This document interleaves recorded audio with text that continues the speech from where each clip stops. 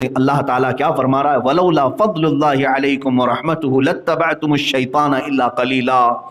اگر اللہ کا فضل اور اس کی رحمت تمہارے ساتھ نہ ہو تو شیطان تو تمہیں کسی بھی جگہ لے کر چلا جائے، تم شیطان کے پیچھے لگ جاؤ گے مگر تھوڑے لوگ۔ اس آیت سے یہ بات سمجھ میں آتی ہے میرے عزیزو، سلطان الاولیاء سیدنا عبد القادر جیلانی رضی اللہ تعالیٰ عنہ ایک بار نماز ادا کر رہے ہیں کھلے میدان میں، آسمان کا ایک ٹکڑا جو ہے ان کے اوپر سایہ بن گیا، چھاؤں ان پر ہے، باقی آس پاس سب دھوپ ہے۔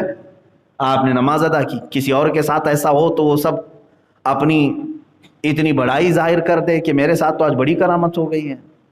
آسمان کا ٹکڑا صرف سایہ ہی نہیں بنا بلکہ اس سے آواز بھی آنے لگی۔ کیا آواز آنے لگی کہ اے عبد القادر، میں تیرا خدا ہوں، میں نے تیری عبادت کو پسند کیا، میں نے آج سے تجھ پر جتنے حرام تھے سب حلال کر دیا، جو کچھ بھی تیرے لیے حرام تھے ساری چیزیں میں نے حلال کر دیا، تیرے لیے شراب حلال ہو گئی، عورتیں سب حلال ہو گئی۔ یہ اس ابر کے ٹکڑے سے آواز آئی۔ حضرت سیدنا عبد القادر جیلانی رضی اللہ تعالیٰ فوراً نماز کے بعد کہتے ہیں کہ یہ آواز میرے رب ذوالجلال کی طرف سے ہرگز نہیں ہو سکتی ہے۔ جو چیز میرے مصطفیٰ کریم صلی اللہ تعالیٰ علیہ وسلم کے لیے حرام ہو گئی ہو، عبد القادر کے لیے وہ کیسے حلال ہو سکتی ہے؟ اور قیامت تک کے لیے کوئی حلال نہیں کر سکے گا۔ یہ جواب حضرت سیدنا عبد القادر جیلانی کا ہے۔ جھوٹے 2 نمبر پیر اپنے لیے بہت ساری چیزیں حلال کر لیتے اور وہ کہتے ہیں ہمارا معاملہ الگ ہے۔ تمہارا معاملہ کیسے الگ ہو سکتا ہے؟ نمازیں معاف کر کے بیٹھے ہوئے ہیں بہت سارے لوگ۔ پیر صاحب نماز کیوں نہیں پڑھتے؟ کہا نہیں ہم تو کعبے میں پڑھتے ہیں، آپ کو نظر نہیں آتے، تو کھانا یوں کیوں کھاتے ہو؟ کھانا یہاں کیوں کھاتے ہو؟ سوتے یہاں کیوں ہو؟ یہ ان کے ایسے پیروں کے لیے جو نماز کعبے میں پڑھنے کی بات کرتے ہیں، مدینے میں پڑھنے کی بات کرتے ہیں، 2 دن کھانا دینا بند کر دو ان کو۔ کہو حضرت آپ جب نماز کے لیے مکہ جائیں وہیں سے کھجور کھا کے آ جائیں، زمزم پی کر کے آ جائیں، کھانا وہیں کھا کر کے آ جائیں۔ میرے عزیزو، مجھے ایک بھی ایسی روایت بتا دو کہ ہمارے اتنے بڑے اکابر اولیاء کاملین میں کسی نے نماز قضا کی ہو۔ سرکار غریب نواز رضی اللہ تعالیٰ عنہ، حضرت سیدنا عبد القادر جیلانی رضی اللہ تعالیٰ، کبھی ان کی ایک نماز قضا کیا ہے انہوں نے جان بوجھ کر؟ یا اپنے کسی مرید سے کہا ہے کہ تم نماز نہ پڑھو میں تجھے بخشوا دوں گا، معاف کرا دوں گا؟ مجھے ایک روایت ایسی بتا دو۔ جب وہ پیران پیر ہو کر، بڑے ولی ہو کر، کبھی انہوں نے ایسا اعلان نہیں کیا، تو پھر یہ حرام حلال سب استعمال کرنے والے 2 نمبر کے جعلی پیر کیسے کہہ سکتے ہیں کہ تو نماز نہ بھی پڑھے تو میں تجھے معاف کرا دوں گا، میں ہوں نا تیرے پیچھے؟ بہت سارے مرید اسی بات میں ہیں، پیر صاحب بخشوا دیں گے، کہاں بخشوائیں گے؟ وہ خود جہنم میں جا رہے ہیں اپنے بدعمالیوں کی وجہ سے۔ عزیزان گرامی، حضرت سیدنا عبد القادر جیلانی رضی اللہ تعالیٰ عنہ جب یہ آواز سنتے ہیں تو جواب کیا دیتے ہیں؟ یہ میرے خدا کی ہو ہی نہیں سکتی، میرے رب کی طرف سے نہیں ہو سکتی یہ چیز، یہ تو ابلیس ہے، شیطان ہی ہے جو مجھے بہکانے کی کوشش کر رہا ہے۔ تو وہ بادل کا سایہ جو تھا وہ دھواں بن کے چلا گیا۔ شیطان اتنا بھی کر سکتا ہے، اندازہ کرو، وہ آسمان پر ابر بن کر کے تمہارے اوپر چھاؤں لا سکتا ہے، اس کا مطلب یہی ہوا نا، وہ ہوا ہو گیا، دھواں ہو کر کے ختم ہو گیا۔ اور پھر ابلیس لعین سامنے آیا، کیا پہچان لیا تو نے عبد القادر؟ تو بہت بڑا عالم ہے، بہت بڑا عالم ہے تو، اور تیرے علم نے تجھے آج بچا لیا، اگر تو عالم دین نہیں ہوتا تو میں تجھے گمراہ کر دیتا۔ اب سنو، سرکار عبد القادر جیلانی رضی اللہ تعالیٰ عنہ کہا کہ اے ابلیس لعین، تو دوبارہ مجھے گمراہ کرنا چاہ رہا ہے، میرے علم نے نہیں بچایا، اللہ کے فضل نے بچایا۔ وہی رب تعالیٰ فرماتا وَلَوْلَا فَضْلُ اللَّهِ عَلَيْكُمْ وَرَحْمَتُهُ لَاتَّبَعْتُمُ الشَّيْطَانَ، اگر اللہ کا فضل اور اس کی رحمت تمہارے ساتھ نہ ہو تو تم تو شیطان کے پیچھے لگ جاؤ گے۔ یہ اللہ کا فضل ہے جو ہمیں بچایا ہوا ہے۔ اسی لیے میں نے اعوذ باللہ من الشیطان الرجیم کی تفسیر میں یہ عرض کیا تھا شروع میں، مفسر شہیر حضرت حکیم الامت احمد یار خان نعیمی رحمۃ اللہ تعالیٰ علیہ نے بھی اس کو بیان فرمایا کہ ہم قرآن پڑھنے کے وقت اعوذ باللہ کیوں پڑھتے ہیں؟ تعوذ، جس کا مطلب ہوتا ہے نا میں پناہ مانگتا ہوں، اے اللہ تیری پناہ مانگتا ہوں، کس سے؟ شیطان مردود سے۔ ہم ہمیشہ پناہ مانگیں۔ اور آپ تو یہ سوچتے ہوں گے کہ صرف قرآن پڑھنے کے وقت تعوذ پڑھنا چاہیے، بلکہ ہمارے بزرگوں نے بہت ساری زندگی میں عملیات بھی بتائے ہیں کہ تعوذ پڑھو آپ. جب آپ کو گناہوں کی خواہش ہونے لگ جائے اور اپنے آپ کو کنٹرول میں نہیں لا پا رہے ہو تو اعوذ باللہ کی کثرت شروع کر دو. اعوذ باللہ من الشیطان الرجیم، اعوذ باللہ من الشیطان الرجیم، زیادہ سے زیادہ پڑھنے لگ جاؤ.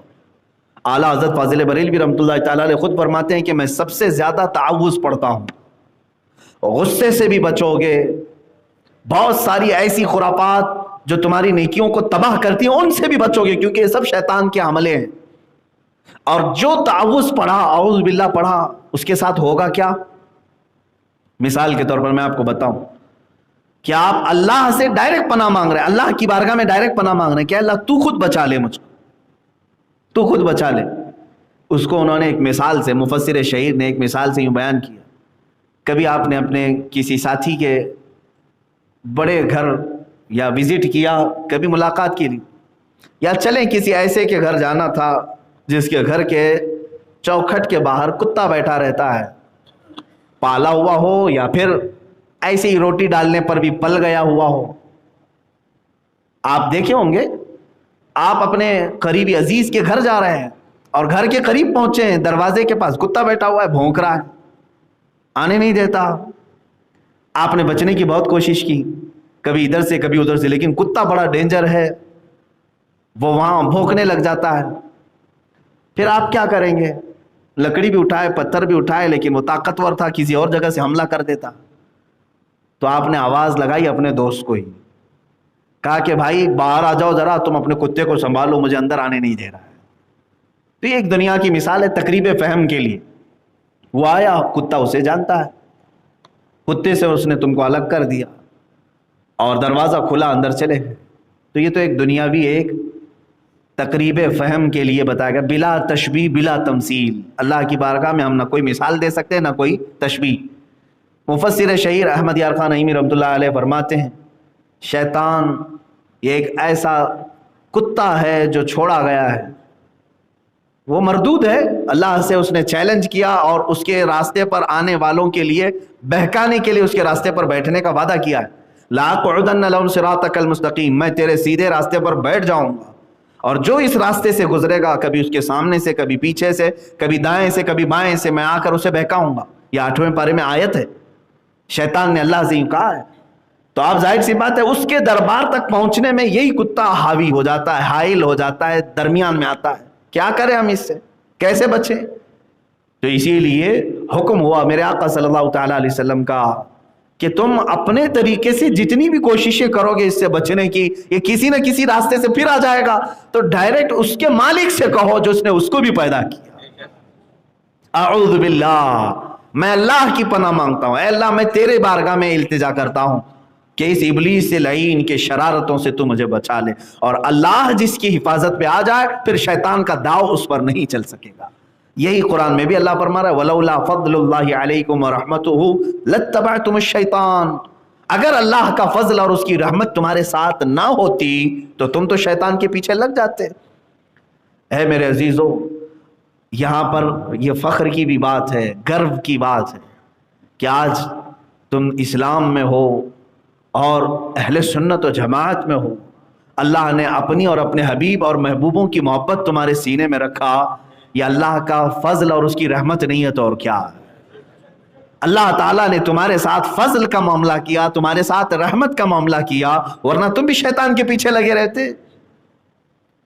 جو لوگ شیطان کے پیچھے اس کے راستوں پر آج ہیں، اس کا مطلب ہے وہ فضل خدا سے محروم ہیں، رحمت الہی سے محروم ہیں. انہیں اللہ کا فضل اور اس کی رحمت نہیں ملی جو شیطان کے پیچھے لگ گئے. اور جو وہاں سے چھٹکارا حاصل کر کے اس کے دربار میں پہنچ گئے، اس کا مطلب ہے کہ اللہ کا فضل انہیں مل گیا، اللہ کی رحمت تمہیں مل گئی. آپ یہ سوچتے ہوں گے نا، بار بار تو یہ ہم نے تقریروں میں سنا ہے، اللہ کا فضل، اللہ کی رحمت ہوتی کیا ہے؟ اس کو فیل کیسے کریں گے؟ میرے عزیزوں، یہاں مسجد میں بیٹھ کر فیل کرو، محسوس کرو. یہ جو تم اب تک بیٹھے ہوئے ہو یہ اللہ کا فضل ہی ہے جو تمہیں بٹھایا، اس کی رحمت ہی ہے. قرآن کہہ رہا ہے اگر تمہارے ساتھ وہ فضل اور رحمت کا معاملہ نہ کرے تو تم شیطان کے پیچھے لگ جاؤ، وہ تمہیں یوں بھگا لے جائے گا. اچھا، حدیث میں یہ ملتا ہے ان الشیطان لَيَجْرِي مَجْرَ الدَّمِ، شیطان کیسے آتا ہے معلوم ہے؟ تمہارے جسم میں اتنی تیز دوڑتا ہے جیسے خون دوڑتا ہے، خون کی بھی رفتار اتنی نہیں ہوگی جتنا شیطان تمہارے جسم میں ہلچل کرتا ہے۔ اب نماز کے لیے آپ آتے ہیں تب بھی تمہارے درمیان آتا ہے، یہاں تک بھی کوشش کرتا ہے بہکانے۔ اور جیسے ہم کو ناف پہ ہاتھ باندھنے کا حکم ہے نا، اللہ اکبر کہہ کے ہم ناف پہ ہاتھ باندھ لیتے ہیں نا، دونوں رکعت باندھتے ہیں۔ اس کی حکمت میں بعض علماء نے یہ لکھا ہے کہ شیطان ناف کے راستے سے اندر داخل ہو کر کے اس کے دل میں وسوسے پیدا کرتا ہے۔ تم اپنی ناف پر ہاتھ رکھ لو، اللہ اکبر، تحریمہ کا ہاتھ، تاکہ اس کی شرارتیں تمہارے جسم کے اندر نہ جائیں۔ یہ ایک تعویل ہے، علماء اکرام نے اس کی بیان فرمائے، واللہ ورنہ ہاتھ ہم کیوں باندھتے ہیں کیوں نہیں، اس کی حکمت جاننا ہمارے لیے ضروری نہیں، میرے نبی نے کیا بس یہ کافی ہے۔ بعض علماء نے حکمتیں بیان کی۔ دوسری بات، صفوں کو پر کرنے کا حکم دیا گیا۔ سوشل ڈسٹینس والے آج اس کو سن سکتے ہیں۔ اللہ کے نبی صلی اللہ تعالیٰ علیہ وسلم جب امامت کے لیے کھڑے ہوتے تو آپ پیچھے مڑ کر کے صفوں کو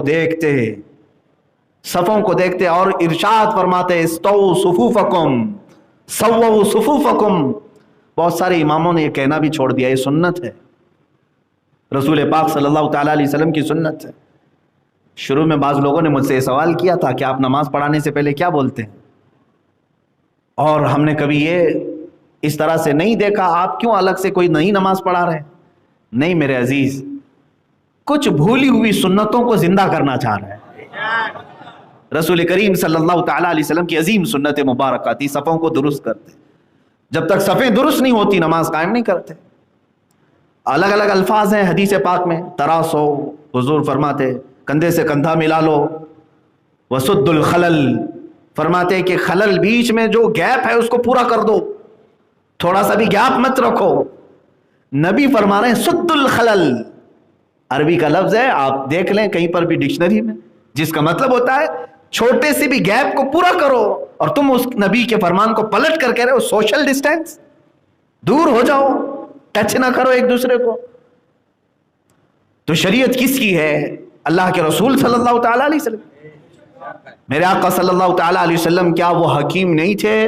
حضور اکرم صلی اللہ تعالیٰ علیہ وسلم کو یہ بات نہیں معلوم تھی کہ کسی دوسرے کے کندھے کو ٹچ کرنے سے بیماری آ سکتی ہے معاذ اللہ؟ کیا تم ان سے بھی بڑے حکیم ہو رسول پاک صلی اللہ علیہ وسلم سے؟ میرے عزیز، جس کو کرنا ہے وہ کرے، جس کو کرنا ہے وہ کرے، لیکن جہاں تک میری بات ہے، مجھ سے اگر پوچھو گے، میں اس چیز کا قائل نہیں ہوں۔ میں اگر جماعت میں کھڑا رہوں، مجھ سے اگر کوئی ٹچ نہیں ہونا چاہتا ہے وہ جائے دور، لیکن میں اس کی دعوت ہرگز نہیں دوں گا، اس لیے کہ میرے نبی نے خلل پورا کرنے کا حکم دیا ہے۔ اب سنو، کیوں خلل پورا کرو؟ یہ گیپ کیوں بھرو؟ یہ گیپ کو کیوں کمپلیٹ کرو؟ کیوں کہا گیا ہے کہ صفوں کے درمیان کوئی جگہ خالی نہیں ہونی چاہیے؟ رسول کریم صلی اللہ تعالیٰ علیہ وسلم کی دوسری حدیث ہے جس میں فرمایا، اگر تم نے صف کے درمیان فرجہ کہتے ہیں کشادگی رکھی، گیپ رکھا، تو فرمایا گیا کہ اس جگہ شیطان آ جائے گا جو دونوں کے دلوں میں وسوسہ پیدا کرے گا، ادھر بھی اور ادھر بھی، اور دونوں کی نمازوں کو خراب کرے گا۔ میرے عزیزو، یہ اسلام ہی ہے جو تمہیں کندھے سے کندھا لگانے کا بھی حکم دیتا ہے اور دل سے دل ملانے کا بھی حکم دیتا ہے۔ آپ ہرگز یہ نہ سمجھیں کہ میرے بغل میں کھڑے ہونے والا کوئی غریب ہے، مجھ سے ٹچ کیسے ہو رہا ہے؟ نہیں، ہم نے اسلام کو دیکھا ہے کہ جہاں صدیق اکبر کھڑے ہوتے ہیں ان کے بغل میں بلال حبشی بھی کھڑے ہو جاتے ہیں۔ غلام اور امیر المومنین ایک ساتھ صف میں کھڑے ہو گئے ہیں، اسی لیے مشہور شاعر نے یہ کہا تھا، آ گیا عین لڑائی میں گر وقت نماز، قبلہ روحوں کے زمین بوس ہوئی قوم حجاز، ایک ہی صف میں کھڑے ہو گئے محمود و ایاز، نہ کوئی بندہ رہا نہ کوئی بندہ نواز۔ آج وہ تاریخ الٹ دی گئی ہے، یہاں بندہ الگ ہو گیا ہے، بندہ نواز الگ۔ بندہ نواز تو کوئی ہوگا بھی نہیں آج، لیکن بس یہ ہے کہ بعض لوگوں کو ایسا لگتا ہے کہ یہاں سے کورونا آ جائے گا، اپنے آپ کو سیکیور کرنے کے لیے کیا کیا حربے وہ اپنا رہے ہیں۔ اچھا، میرے پاس کچھ لوگوں کی ڈیٹیلز ہیں، میں مذاق نہیں کرنا چاہتا، لیکن افسوس ہے مجھے، جو لوگ بہت زیادہ خوف زدہ تھے اس میں، اور سینیٹائزر سے انہوں نے صرف ہاتھ نہیں، میرے خیال سے پورا جسم بھی دھو لیا ہوگا تقریباً، میں مبالغہ نہیں کرنا چاہتا، لیکن زیادہ سے زیادہ وہ کھانے کے برتنوں کو تک بار بار ہر چیز سے پوچھ کر مسجدوں میں نہیں آئے اور سوشل ڈسٹینس کا بہت خیال رکھا، لیکن میں نے ان کے جنازے بھی پڑھے، آج وہ موجود نہیں، اسی بیماری نے انہیں جکڑ لیا، اسی بیماری میں مر گئے۔ یہ تمام احتیاط بھی ان کو بچا نہیں بچا سکے۔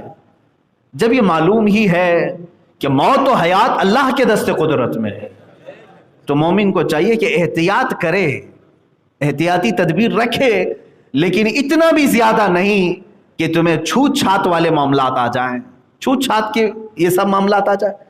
باپ اپنے بیٹے کو چھونے سے ڈرے، ماں اپنے بیٹے کو اٹھانے سے ڈرے کہ باہر جا کر کے آیا ہے فلاں نہ ہو جائے۔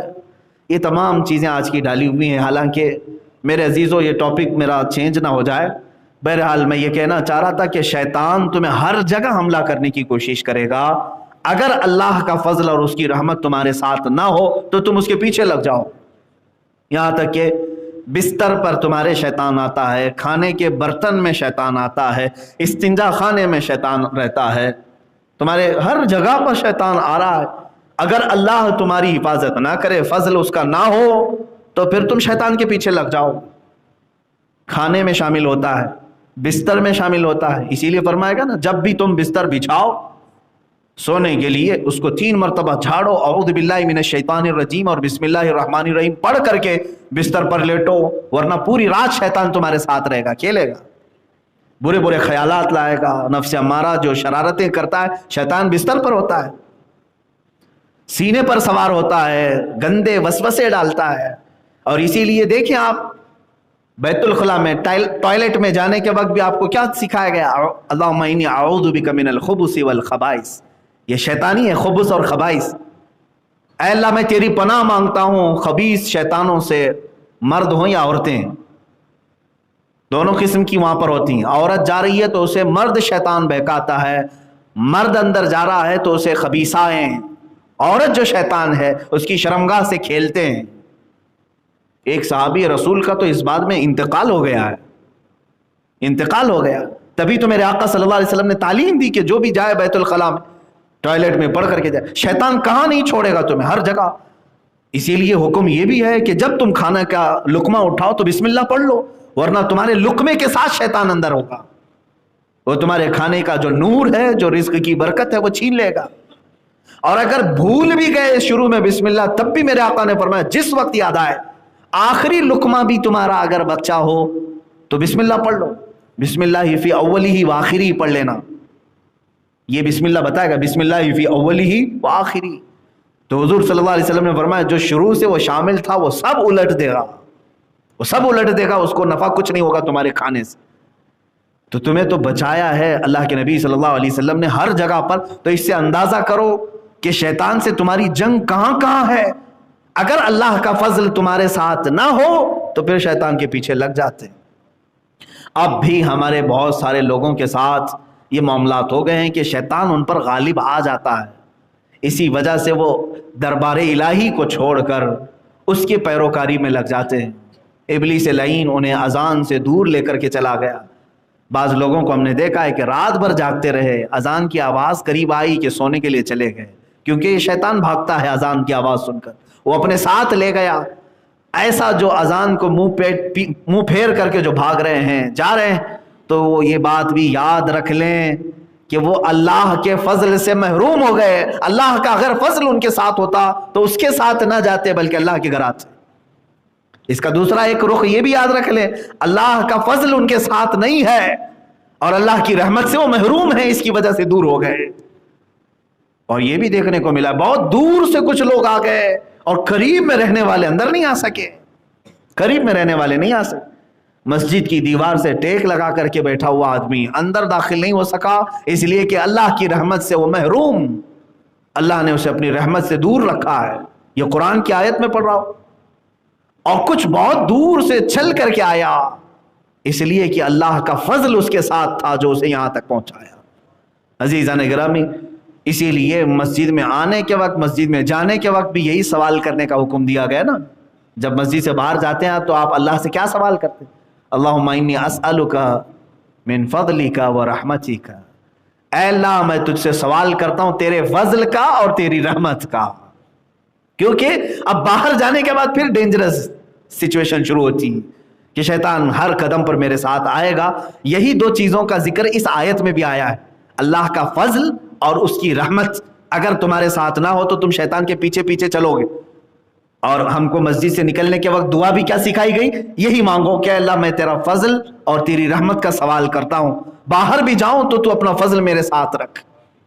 اور جس کی یہ دعا قبول ہو گئی انشاءاللہ العزیز وہ موت تک شیطان کے حربوں سے محفوظ رہے گا. میرے عزیزو، بچوں کو تک شیطان مارتا ہے، یہ بھی حدیث پاک. مغرب کا وقت ہو جائے تو بچوں کو اندر لے لو، حدیث رسول ہے. اس لیے کہ شیطان اپنی پوری فوج کو لے کر کے نکلتا ہے اور جو بچے قریب آتے جاتے ہیں ان کو اسے تھپڑ لگاتے ہوئے چلا جاتا ہے، یعنی ہاتھ مارتے ہوئے جاتا ہے. اور جس بچے کو وہ ہاتھ مارتا ہے، چاہے وہ سر پہ مارے جسم پر مارے، اس کو دو اثرات شروع ہوتے ہیں. ایک یا تو ضدی پن یا پھر شرارت شروع کر دیتا ہے. شرارت وہ بھی آؤٹ آف لیول، بعض بچوں کی شرارت ہو جاتی ہے لیول سے بڑھ کر. چھوٹی موٹی شرارتیں تو سب کی ہوتی ہیں، ضدی پن آتا ہے، شرارتیں زیادہ ہو جاتی ہیں. یا پھر تھوڑا سا بچہ سمجھدار ہے تو اس کے ذہن میں خرافات آ جاتی ہیں، جو بڑے لوگ نہیں کرتے وہ بچہ کرنے لگ جاتا ہے، غلیظ حرکتیں کرنے لگ جاتا ہے. یہ شیطان کا مس ہے، یعنی اس کا تماچا ہے یا اس کا جھاپڑ سمجھ لو، تھپڑ سمجھ لو جو لگ جاتا ہے. اسی لیے حکم دیا گیا مغرب سے پہلے بچوں کو اپنے گھروں میں لے لو. ہمارے محلوں میں تو مغرب کے بعد بچوں کو باہر نکالتے ہیں. انگلینڈ میں آج بھی، انگلینڈ برطانیہ میں آج بھی پولیس ڈپارٹمنٹ کی طرف سے کہا گیا ہے کہ جو نابالغ بچے ہیں وہ مغرب کے بعد باہر نہ دکھائی دیں. جرائم پر کنٹرول کرنے کے لیے رات سے پہلے بچوں کو اندر لینے کا آرڈر دیا گیا. چند سال پہلے کی ایک خبر میں نے پڑھی تھی.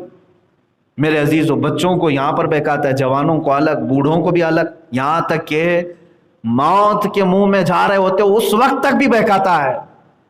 اس وقت بھی جب تم موت کے منہ میں جا چکے ہو، قریب ہے کہ روح نکلنے والی ہے، تب بھی وہ سرانے کے پاس کھڑا رہتا ہے اور ہاتھ میں میٹھا پانی، ٹھنڈا پانی لے کر کھڑا رہتا ہے. وہ کہتا ہے کہ تیری ساری تکلیف دور ہو جائے گی، سارا تیرا یہ جو نزا کا معاملہ ہے ختم ہو جائے گا، بس ایک بار میری بات سن لے. جس خدا کی تو عبادت کرتا تھا وہ جھوٹا ہے اور میں سچا ہوں، معاذ اللہ. دیکھ تجھے وہ آج تکلیف میں چھوڑ دیا اور تیری طرف وہ دیکھتا بھی نہیں. میں تو تیرے پاس پانی لے کر کے آیا ہوں، ٹھنڈی ہوائیں چلاؤں گا. جو کمزور ایمان والا ہے وہ پانی کی آس میں اگر اس کو کہہ دے کہ تو ہی سچا ہے، تو جیسی وہ کہے گا وہ شیطان پیالہ پٹک دے گا اور اس کی روح نکل چکی ہوگی، کفر پر موت ہو گئی. پوری زندگی عبادت کرتا رہا لیکن موت سے تھوڑی دیر پہلے شیطان نے اس کو کافر بنا دیا. پانی کا ایک قطرہ بھی نہیں پلائے گا، وہ جھوٹا پانی ہوتا ہے، پانی ہوتا ہی نہیں، شعبدہ بازی، دکھائی کچھ اور دیتا ہے. تو مجھے بتاؤ میرے عزیزو، ہماری جنگ تو موت کے منہ میں جانے تک شیطان کے ساتھ ہے، اور آپ اتنے ہلکے میں لے کر کے اگر اس کو آسان زندگی گزارنے لگیں تو سمجھ لو کہ پھر خاتمہ کیسا ہوگا، خاتمہ کیسا ہوگا. اسی لیے ڈرتے رہو اور اللہ کے فضل اور اس کی رحمت کا سوال ضرور کرو کہ اے اللہ میں تیرے فضل اور تیری رحمت کا سوال کرتا ہوں. اور اللہ نے جب یہ فرما دیا تو حق بات ہے. اللہ خود فرما رہا ہے وَلَوْلَا فَضْلُ اللَّهِ عَلَيْكُمْ وَرَحْمَتُهُ لَاتَّبَعْتُمُ الشَّيْطَانَ إِلَّا قَلِيلًا.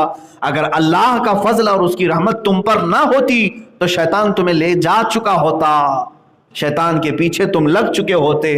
اے اللہ جس طرح آج تک تو نے ہم پر فضل کیا ہے، دین اسلام پر قائم رکھا ہے، اہل سنت و جماعت پر رکھا ہے، تیرے حبیب کا اور تیرے محبوبوں کا سچا ہمیں معتقد بنایا ہے، ان کی محبت رکھا ہے، قرآن کی عظمت ہمارے سینوں میں بٹھائی ہے، قرآن کا احترام تو نے آج ہمیں دیا ہے، تو یہ سب تیرا فضل ہے مولا. اب بقیہ زندگی میں ہم صرف سوال یہ کرتے ہیں کہ جس طرح تو نے حق دین پر ہمیں رکھا ہے، قبر میں جانے تک ہم سب کو حق دین پر قائم رکھ. یا مقلب القلوب ثبت قلوبنا علی دینک یا اللہ. اے دلوں کو پھیرنے والے خدا، ہمارے دلوں کو ہمیشہ تو اپنے دین پر قائم رکھ. وآخر دعوانا الحمدللہ رب العالمین.